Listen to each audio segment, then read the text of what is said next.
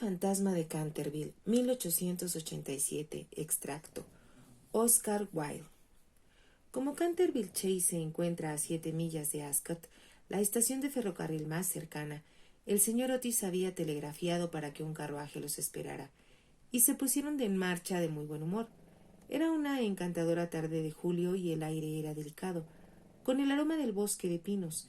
De vez en cuando escuchaban canturrear a los pichones o veían, en lo profundo de los helechos, los tonos dorados del pecho de los faisanes.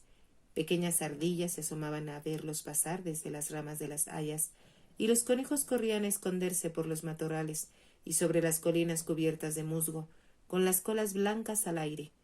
Cuando llegaron a la entrada de Canterville Chase, sin embargo, el cielo se nubló de pronto, y una curiosa inmovilidad pareció invadir la atmósfera. Una parvada de cuervos pasó en silencio sobre sus cabezas y, antes de que llegaran a la casa, pesadas gotas de lluvia comenzaron a caer. De pie en los escalones de la entrada estaba una anciana que había ido a recibirlos, bien arreglada, con un vestido negro de seda y una cofia y delantal blancos. Era la señora Upney, el ama de llaves, a quien el señor Otis, por insistente solicitud de Lady Canterville, había consentido en mantener en su antiguo puesto.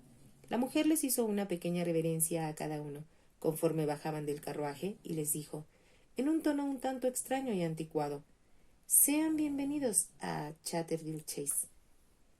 La siguieron por el elegante recibidor al estilo Tudor hasta la biblioteca, una habitación baja y larga, recubierta con paneles de roble negro, en cuyo extremo se encontraba un enorme ventanal con un vitral. Ahí encontraron la mesa del té dispuesta para ellos y, después de quitarse los abrigos, se sentaron y comenzaron a mirar a su alrededor mientras la señora Upney les servía. De pronto, la señora Otis descubrió una mancha de color rojo oscuro en el piso, justo al lado de la chimenea, y, sin saber lo que realmente significaba, le dijo a la señora Upney, «Me temo que algo se ha derramado ahí».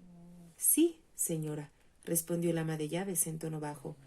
«Se ha derramado sangre en ese lugar». «¡Qué espantoso!», exclamó la señora Otis. «No me gustan para nada las manchas de sangre en el salón. Hay que limpiarla de inmediato». La anciana mujer sonrió y respondió en el mismo tono bajo y misterioso.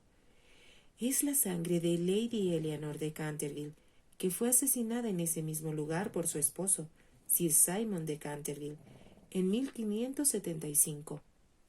Sir Simon la sobrevivió 9 años y desapareció repentinamente, en circunstancias muy misteriosas. Su cuerpo jamás se encontró, pero su espíritu culpable todavía ronda la mansión. La mancha de sangre ha sido muy admirada por los turistas y otras personas, y nadie puede limpiarla». «Puras tonterías», declaró el joven Washington Otis. «El removedor de manchas Champion de Pinkerton y el detergente Paragon la limpiarán en un momento». Y antes de que la aterrorizada mujer pudiera intervenir, el hombre se puso de rodillas y frotó el piso con lo que parecía una pequeña barra de cosmético negro. En unos cuantos instantes no quedaba rastro de la mancha. «Ya sabía yo que Pinkerton lo lograría», exclamó triunfante, devolviéndole la mirada a su fascinada familia. Pero no bien había pronunciado aquellas palabras, cuando un terrible rayo de luz iluminó la sombría habitación y retumbó un trueno tan fuerte que hizo que todos se pusieran de pie y que la señora Upney se desmayara. «¡Qué clima tan espantoso!», declaró con calma el ministro americano mientras encendía un largo puro. «Supongo que el viejo país está tan sobrepoblado que no tiene suficiente clima decente para todos. Siempre he sido de la idea de que la emigración es lo único que pueden hacer los ingleses». «Mi querido Hiram», dijo la señora Otis, «¿qué podemos hacer con una mujer que se desmaya?» «Cobrárselo como si hubiera roto algo», respondió el ministro. «Después ya no se desmayará». Y pasados algunos momentos, la señora Upney volvió en sí. No cabía duda, sin embargo, que se sentía muy perturbada y advirtió con severidad al señor Otis que tuviera cuidado de no hacer que algún problema cayera sobre la mansión. «He visto cosas con mis propios ojos, señor», declaró, «que harían que a cualquier cristiano se le pararan los pelos de punta y muchas noches no he podido dormir por las cosas tremendas que han ocurrido aquí. Sin embargo, El señor Otis y su esposa le aseguraron con calidez a aquella alma honesta que no le temían a los fantasmas y, después de invocar las bendiciones de la providencia para sus nuevos señores y de hacer arreglos para un aumento de sueldo, la anciana ama de llaves se marchó, tambaleante, a su habitación. La tormenta rugió con furia toda la noche, pero no sucedió nada en particular. Sin embargo, a la mañana siguiente, en cuanto fueron a desayunar, encontraron la terrible mancha de sangre otra vez en el piso. No creo que sea culpa del detergente Paragon, declaró Washington, porque lo he probado con todo. Debe ser el fantasma. Así que volvió a eliminar la mancha, pero al día siguiente apareció de nuevo. La tercera mañana también reapareció, a pesar de que el señor Otis mismo había cerrado la biblioteca con una llave que se había llevado a su habitación. Ahora toda la familia estaba muy interesada. El señor Otis comenzó a sospechar que había sido demasiado dogmático al negar la existencia de fantasmas. La señora Otis expresó su intención de unirse a la sociedad psíquica y Washington preparó una larga carta a los señores Myers y Podmore sobre el tema de la permanencia de manchas de sangre cuando se relacionaban con un crimen. Esa noche, todas sus dudas acerca de la existencia objetiva de los fantasmas se eliminaron para siempre. El día había sido cálido y soleado y, en el fresco de la tarde, toda la familia salió a dar un paseo en carretera. No volvieron a casa sino hasta cerca de las 9 de la noche, para tomar una cena ligera. La conversación no tenía nada que ver con fantasmas, de modo que no existían siquiera esas condiciones de receptiva expectación que con frecuencia preceden a la presentación de un fenómeno psíquico. Los temas de los que se hablaba, según me contó el señor Otis, eran los mismos de cualquier conversación ordinaria de estadounidenses cultos de la clase alta, como la inmensa superioridad como actriz de la señora Fanny Davenport sobre Sarah Bernhardt, la dificultad para obtener maíz tierno, pasteles de trigo negro y maíz machacado incluso en las mejores casas inglesas, la importancia de Boston en el desarrollo del alma del mundo, las ventajas del sistema de registrar el equipaje al viajar por ferrocarril y la dulzura del acento de Nueva York en comparación con la pronunciación cansina de los londinenses. No se había hecho mención alguna de lo sobrenatural, ni se aludió de ninguna manera a Sir Simon de Canterville. A las 11 de la noche la familia se retiró y, para las 11:30, todas las luces estaban apagadas. Poco después, el señor Otis despertó al oír un curioso ruido en el corredor, afuera de su habitación. Parecía un sonido metálico y se escuchaba cada vez más cerca. Era exactamente la 1 de la madrugada. Se sentía bastante tranquilo y se tomó el pulso, que para nada parecía febril. El extraño ruido continuó, y a él se sumó el sonido de pasos. Otis se puso sus pantuflas, tomó de su cómoda un frasco alargado y abrió la puerta. Justo frente a él vio, a la pálida luz de la luna, a un anciano de aspecto terrible. Tenía los ojos rojos como carbones ardientes. El cabello, largo y gris, le caía por los hombros en enredados rizos. Sus ropas, que tenían aspecto antiguo, estaban sucias y harapientas, y de las muñecas y tobillos colgaban enormes y pesadas cadenas herrumbrosas. «Mi querido señor», le dijo el ministro, «realmente debo insistir en que aceite esas cadenas, y con ese propósito he traído una botella pequeña de lubricante Tammany Racing Sun. Se dice que es totalmente eficaz a la primera aplicación, y hay varios testimonios que lo confirman de algunos de nuestros mejores actores norteamericanos. Aquí mismo, en la etiqueta. La voy a dejar aquí para usted, junto a las velas del dormitorio, y con gusto le proporcionaré más si lo necesita». Y con aquellas palabras, el ministro de Estados Unidos colocó la botella en una mesa de mármol y, tras cerrar la puerta, se retiró a descansar. Por un momento, el fantasma de Canterville se quedó muy quieto, en natural indignación. Luego, arrojando la botella violentamente sobre el pulido piso, se marchó por el corredor con fuertes gemidos y una fantasmal luz verde. Sin embargo, justo cuando iba llegando a la parte superior de la gran escalera de roble, una puerta se abrió y aparecieron dos pequeñas figuras vestidas de blanco que lanzaron una enorme almohada que le pasó zumbando por la cabeza. Era evidente que no había tiempo que perder, así que, adoptando rápidamente la cuarta dimensión del espacio como medio de escape, se desvaneció a través del revestimiento de madera y la casa volvió a quedar en silencio. Al llegar a una pequeña cámara secreta en el ala izquierda de la mansión, se apoyó sobre un rayo de luz de luna para recuperar el aliento y comenzó a tratar de examinar su situación. Nunca, en su brillante e ininterrumpida carrera de 300 años, había sido insultado de semejante manera. Pensó en la duquesa viuda, a la que había asustado hasta que le dio un ataque cuando se encontraba frente al espejo con sus cintas y diamantes, en las 4 doncellas que se habían marchado histéricas cuando él simplemente le sonrió a través de las cortinas de una de las habitaciones de huéspedes, en el rector de la parroquia, cuyas velas había apagado de un soplo cuando iba saliendo, una noche, de la biblioteca, y que desde entonces había estado bajo los cuidados de Sir William Gould, un perfecto mártir de los problemas nerviosos. También recordó a la anciana Madame de Tremouliac, que después de despertar temprano una mañana y ver a un esqueleto sentado en un sillón al lado de la chimenea, leyendo su diario, había quedado confinada en cama durante 6 semanas, con un ataque de fiebre cerebral, y que tras su recuperación se había reconciliado con la Iglesia y había roto sus relaciones con aquel famoso escéptico Monsieur de Voltaire. Recordó la terrible noche en que encontraron al malvado Lord Canterville ahogándose en su vestidor, con el haz de diamantes metido hasta la garganta, el cual confesó, antes de morir, que había engañado a Charles James Fox para quitarle 50,000 libras en Crockford, utilizando aquella misma carta, y juró que el fantasma lo había hecho tragársela.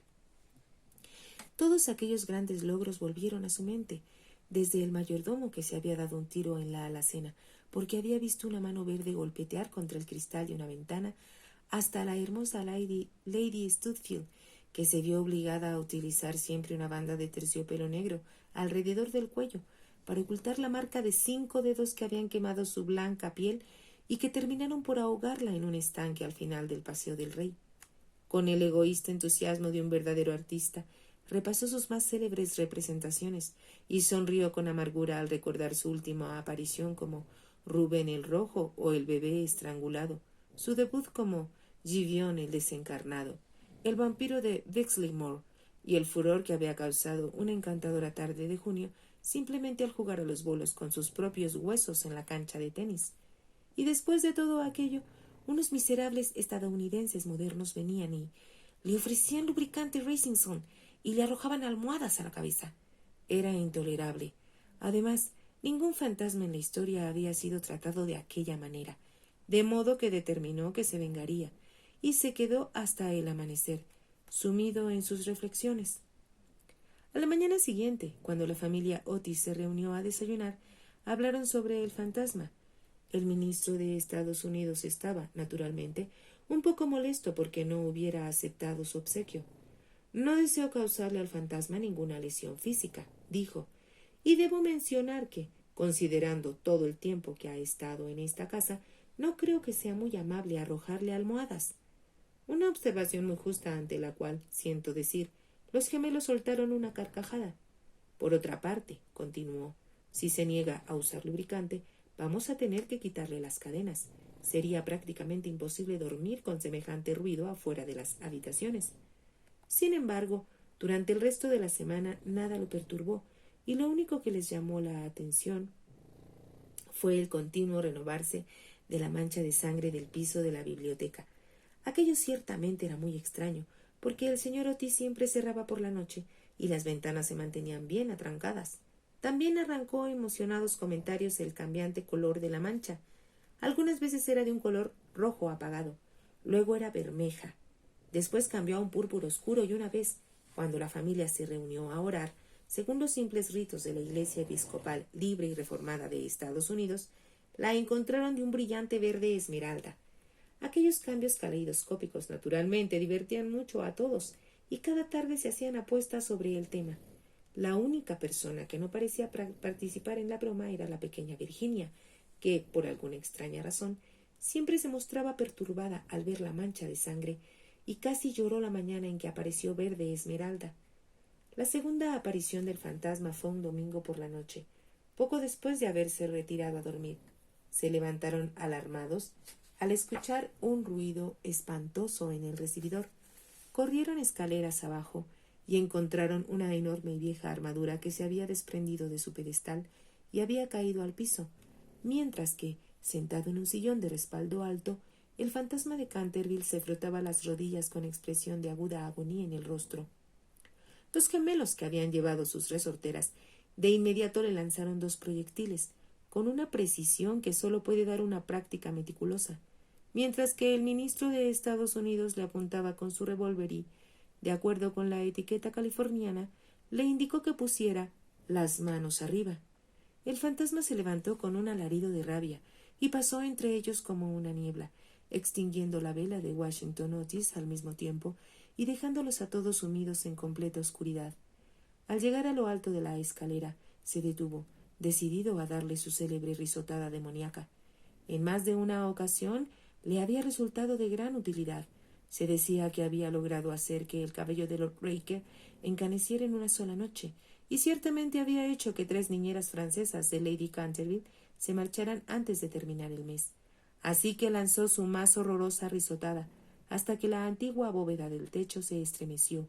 Pero no bien había desaparecido el eco cuando se abrió la puerta y la señora Otis salió envuelta en una bata azul claro.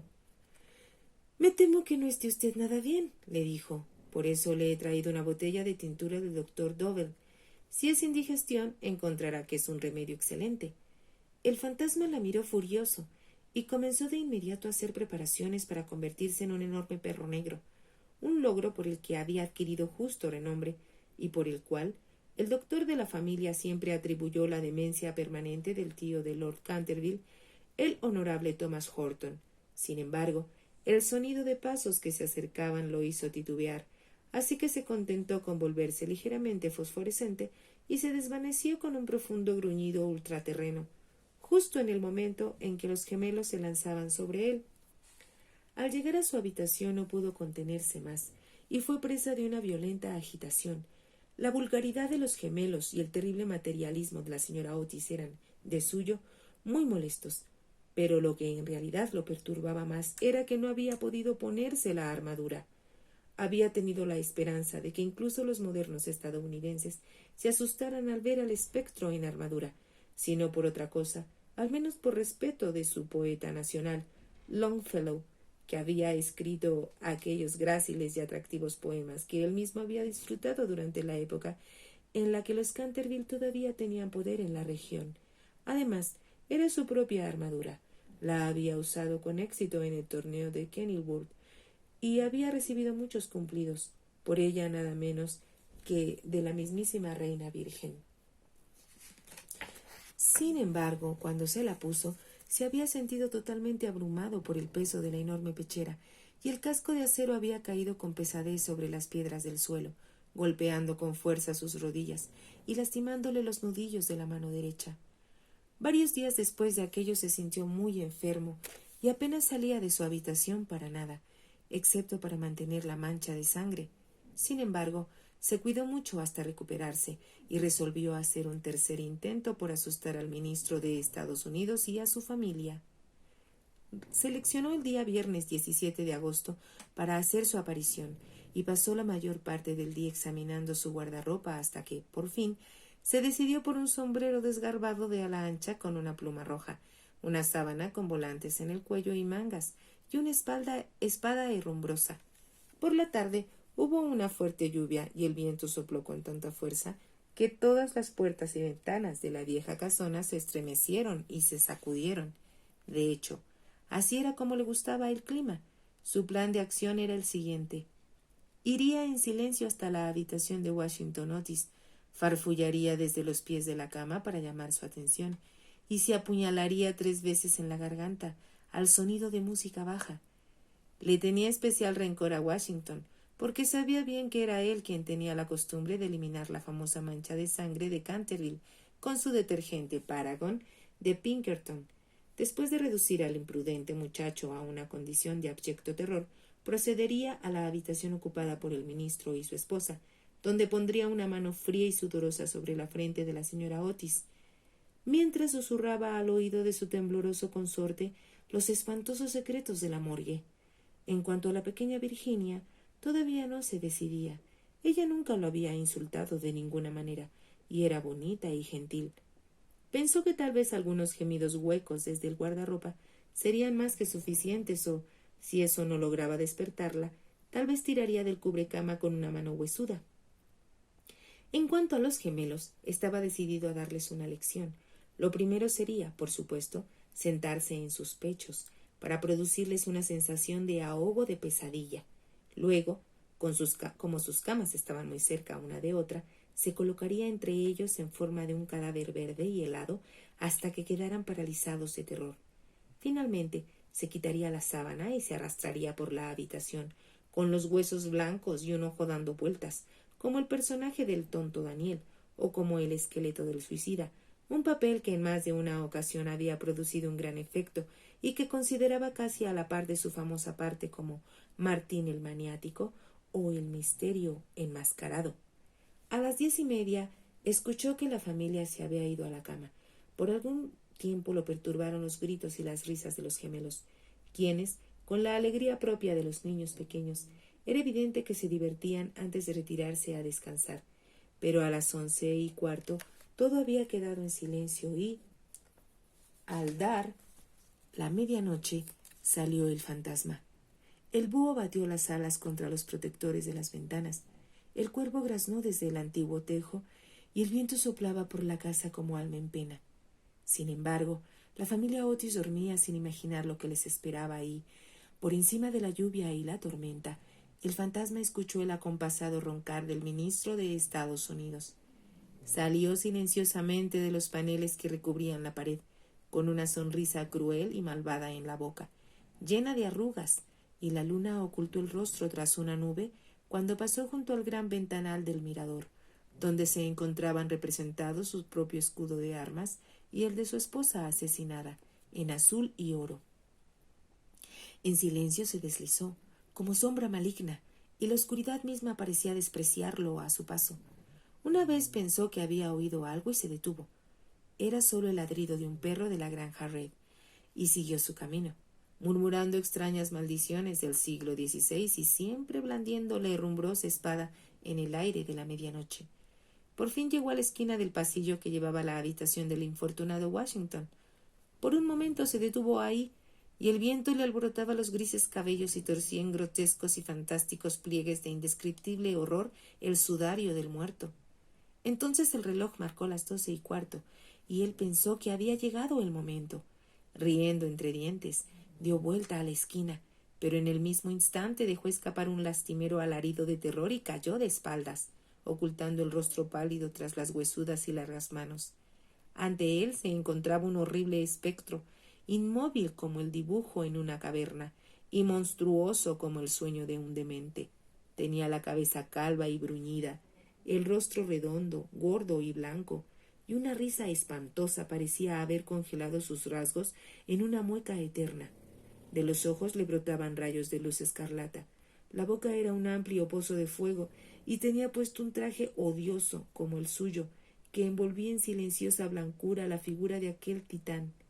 En el pecho tenía una placa con una escritura en caracteres antiguos que parecía el registro de sus vergüenzas, una confesión de sus violentos pecados, algún horroroso calendario del crimen y, en la mano derecha, llevaba cierto tipo de brillante acero. Como nunca antes había visto a un fantasma, y es natural que quedara terriblemente asustado y, después de un rápido segundo vistazo a aquel ser terrible, escapó de vuelta a su habitación, tropezando con su larga sábana al correr por el pasillo, para por fin dejar caer la herrumbrosa espada en las botas de combate del ministro, donde el mayordomo la encontró a la mañana siguiente. Una vez en la privacidad de sus propias habitaciones, se arrojó en un pequeño camastro y escondió el rostro bajo las cobijas. Después de un rato, el valiente espíritu de Canterville se tranquilizó y decidió que iría a hablar con el otro fantasma tan pronto como fuera de día. Así que, tan pronto los rayos del sol tocaron las colinas, regresó al lugar donde había visto por primera vez al terrorífico ser, sintiendo que, después de todo, dos fantasmas eran mejor que uno y que, con la ayuda de su nuevo amigo, podría de seguro espantar a los gemelos. Sin embargo, al llegar al lugar, fue testigo de una escena terrible. Era evidente que algo le había pasado al espectro, porque la luz había desaparecido por completo de sus ojos huecos, La brillante espada había caído de su mano y estaba inclinado sobre la pared en una actitud incómoda y tensa. Se apresuró hasta él y le tomó el brazo, y entonces, para su horror, la cabeza se le cayó y rodó por el piso. El cuerpo quedó tendido y se encontró sujetando la tela blanca de algodón de una cortina de cama, con un cepillo, un cuchillo de cocina y un nabo ahuecado a sus pies. Sin poder comprender aquella curiosa transformación, sujetó la placa con febril desesperación y ahí, a la luz grisácea de la mañana, leyó estas abominables palabras: el fantasma Otis, el único y original espantajo. No acepte imitaciones. Cualquier otro es falso. Toda la escena pasó en un instante frente a él. Lo habían engañado y se habían burlado de él. La vieja expresión de Canterville apareció en su mirada. Apretó las destentadas mandíbulas y juró, al tiempo que levantaba las manos sobre su cabeza con toda la pintoresca fraseología de la antigua escuela, que cuando el gallo hubiera hecho sonar 2 veces su alegre llamado, correría la sangre y la muerte caminaría con pasos silenciosos. No bien había terminado de hacer aquel terrible juramento cuando, desde el tejado rojo de un hogar distante, un gallo cantó. El fantasma lanzó una risotada larga, baja y amarga y esperó. Hora tras hora esperó, pero el gallo, por alguna extraña razón, no volvió a cantar. Finalmente, a las 7:30, la llegada de las doncellas lo hizo abandonar su temerosa vigilia y volver a su habitación, pensando en su vana esperanza y confundidos propósitos. Ahí consultó varios libros antiguos de caballería, a los cuales les tenía mucho cariño, y descubrió que, en cada ocasión en que su juramento había sido usado, el gallo siempre cantaba una segunda vez. «El infierno se lleve al maldito pollo», murmuró. «Llegará el día en que, con fuerte lanza, le atravesaré la garganta y lo haré cantar para mí, aunque esté muerto». Con aquellas palabras se retiró a su cómodo ataúd de plomo y se quedó ahí hasta el anochecer. Al día siguiente, el fantasma estaba muy débil y cansado. La terrible emoción de las últimas 4 semanas comenzaban a hacerle efecto. Tenía los nervios destrozados y se sobresaltaba con el más ligero ruido. Durante 5 días se quedó en su habitación y por fin decidió dejar en paz el asunto de la mancha de sangre de la biblioteca. Si la familia Otis no la quería, estaba claro que no se la merecían. Eran, evidentemente, personas hundidas en el plano material de la existencia y por completo incapaces de apreciar el valor simbólico de los fenómenos sensoriales. La cuestión de apariciones fantasmales y el desarrollo de cuerpos astrales era, por supuesto, un asunto muy distinto, y realmente no estaba bajo su control.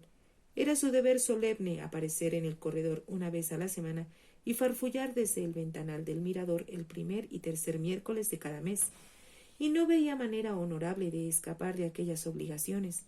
Era verdad que en vida había sido muy malvado, pero por otro lado era muy concienzudo en todo lo relacionado con lo sobrenatural. Por tanto, durante los siguientes 3 sábados recorrió los pasillos como era su costumbre, entre la medianoche y las 3 de la mañana, tomando toda precaución posible para no ser visto ni oído. Se quitaba las botas, caminaba tan calladamente como le era posible sobre las gastadas y carcomidas tablas, usaba una capa de terciopelo negro y tuvo buen cuidado de usar el lubricante Racing para aceitar sus cadenas. Debo reconocer que le fue bastante difícil decidirse a tomar aquella última forma de protección. Sin embargo, una noche en que la familia había salido a cenar, se metió en la habitación del señor Otis y se llevó la botella. Al principio se sintió un poco humillado, pero después fue lo bastante sensato para admitir que aquel invento no era tan malo y que, en cierta medida, servía a su propósito a pesar de todo. No lo dejaron en paz. Continuamente encontraba cuerdas tendidas de lado a lado de los pasillos, con las que tropezaba en la oscuridad, y en una ocasión, mientras iba vestido como el negro Isaac o el cazador de Hughley Woods, sufrió una grave caída al pisar una rampa engrasada con mantequilla que los gemelos habían construido en la entrada de la cámara de los tapices, en lo alto de la escalera de roble. Aquel último insulto lo enfureció tanto que decidió hacer un esfuerzo final para imponer su dignidad y posición social, y determinó hacer una visita a los insolentes chiquillos la noche siguiente, en su afamado personaje de Ruperto el Temerario o el Conde sin cabeza. No había aparecido de esa forma en más de 70 años. De hecho, no desde que asustara tanto a la hermosa Lady Barbara Modish con esa aparición, que ella súbitamente rompió su compromiso con el abuelo del actual Lord Canterville y escapó a Gretna Green con el apuesto Jack Castleton, declarando que nada en el mundo le induciría a casarse con alguien de una familia que permitía que tan horrible fantasma caminara por la terraza al caer la noche. El pobre Jack murió después en un duelo con Lord Canterville en Wandsworth Common, y Lady Bárbara murió de un corazón roto en Tunbridge Wells antes de que se transcurriera un año, así que, en todos los sentidos, había sido un gran éxito. Sin embargo, era extremadamente difícil lograr el maquillaje, si es que uno podía usar aquel término del teatro en relación con uno de los más grandes misterios de lo sobrenatural o, para emplear un término más científico, el mundo natural en un plano superior, y tardaba 3 horas en prepararse. Por fin, todo estuvo listo y el fantasma se sintió muy complacido con su apariencia. Las enormes botas de montar de cuero le quedaban un poco grandes, y solo pudo encontrar una de las 2 pistolas de caballería, pero, en general, quedó bastante satisfecho y, a la 1:15, salió de los paneles de madera y avanzó con cuidado por el pasillo. Al llegar a la habitación que ocupaban los gemelos, que en este punto debo mencionar que se conocía como la habitación de la cama azul por el color de los cortinajes, encontró la puerta entreabierta. Con el deseo de hacer una entrada impactante, la abrió de golpe, y una pesada jarra con agua cayó sobre él, empapándolo hasta los huesos y casi golpeando su hombro izquierdo. Al mismo tiempo, escuchó risillas apagadas provenientes de la cama de 4 postes. El impacto en su sistema nervioso fue tan grande que escapó a su habitación tan rápido como pudo y, al día siguiente, quedó tendido con un fuerte resfriado. Lo único que lo consolaba en todo el asunto era el hecho de que no había llevado su cabeza, porque, de otro modo, las consecuencias podrían haber sido muy serias. Había perdido toda esperanza de poder asustar alguna vez a aquella ruda y ruidosa familia estadounidense y, por lo general, se contentaba con recorrer los pasillos en sus babuchas, con una gruesa bufanda roja alrededor del cuello, por temor a las corrientes de aire, y una pequeña pistola en caso de que lo atacaran los espantosos gemelos. El golpe final lo recibió el 19 de septiembre. Había bajado las escaleras hasta la entrada del gran recibidor, sintiéndose seguro de que ahí, cuando menos, no lo molestarían, y estaba divirtiéndose haciendo comentarios satíricos acerca de las enormes fotografías del ministro de Estados Unidos y su esposa, hechas por Cerroni, y que habían tomado el lugar de los cuadros de la familia Canterville. Iban vestidos de manera sencilla, con un largo sudario, manchado con el moho del cementerio, y se había atado la mandíbula con una tira de lino amarillo. Llevaba una pequeña linterna y la pala de un sacristán. De hecho, estaba vestido para la parte de Jonás sin tumba o el ladrón de cadáveres de Chertsey Byrne, una de sus personificaciones más impresionantes, ya que había sido el verdadero origen de la pelea con su vecino, Lord Rufford. Eran cerca de las 2:15 de la madrugada y, hasta donde podía ver, nadie estaba levantado. Sin embargo, cuando se dirigió a la biblioteca para ver si quedaba algún rastro de la mancha de sangre, de pronto saltaron sobre él, desde un rincón oscuro, 2 figuras que levantaron las manos locamente sobre sus cabezas y le gritaron «¡Bú!» en el oído. Invadido por el pánico, algo que, bajo aquellas circunstancias, era natural, bajó a toda prisa por la escalera, pero encontró ahí a Washington Otis, que lo esperaba, armado con una regadera del jardín. Al verse rodeado por sus enemigos, casi cercado, se desvaneció en la gran estufa de hierro, que por fortuna no estaba encendida, y tuvo que buscar su camino a través de los tiros de las chimeneas. Y cuando llegó a su habitación, estaba en un estado terrible de suciedad y desesperación. Después de aquello no volvió a salir en ninguna expedición nocturna. Los gemelos se quedaron esperándolo en varias ocasiones y rociaban los pasillos con cáscaras de nuez, para gran molestia de sus padres y de los sirvientes, pero no servía de nada. Era evidente que los sentimientos del fantasma estaban tan heridos que no aparecería. Por tanto, el señor Otis continuó con su gran obra, escribir la historia del Partido Demócrata, a la que había dedicado ya varios años. La señora Otis organizó un maravilloso picnic en la playa que sorprendió a todo el condado. Los muchachos se dedicaron a jugar lacrosse, póker y otros juegos de su país de origen, y Virginia recorría los campos a caballo, acompañada del joven duque de Cheshire, que había ido a pasar las últimas semanas de sus vacaciones en Canterville Chase. Suponían en general que el fantasma se había marchado y, de hecho, el señor Otis escribió una carta al respecto a Lord Canterville que, en respuesta, expresó su gran placer ante la noticia y le envió sus felicitaciones a la esposa del ministro.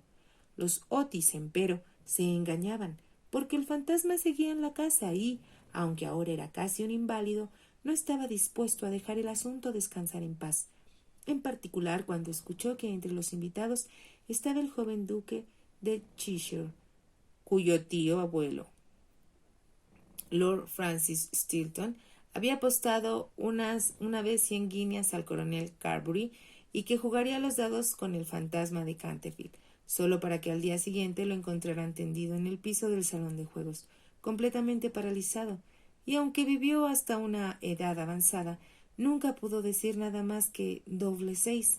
La historia fue bien conocida en su época, aunque, por supuesto, por respeto a los sentimientos de dos familias nobles, se había hecho todo lo posible por evitar el escándalo, pero un relato de lo ocurrido podía encontrarse en el tercer volumen de Recuerdos del príncipe regente y sus amigos, de Lord Deighton. El fantasma se sentía naturalmente ansioso de mostrar que no había perdido su influencia sobre los Stilton, que eran de hecho parientes lejanos, ya que una prima suya se había casado en segundas nupcias con el señor Bulkeley, en cuyo linaje, como todos saben, descienden los duques de Cheshire.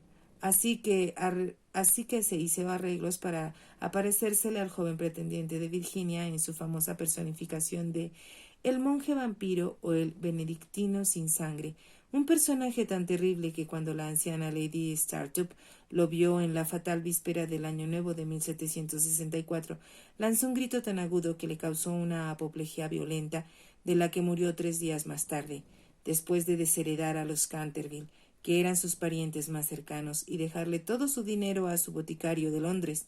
Sin embargo, en el último momento, su terror de los gemelos evitó que saliera de su habitación y el joven duque durmió en paz bajo los grandes cortinajes del dormitorio real y soñó con Virginia. Si te ha gustado, te invito a que te suscribas, a que me regales un me gusta y actives la campanita para que puedas escuchar muchos más. Gracias.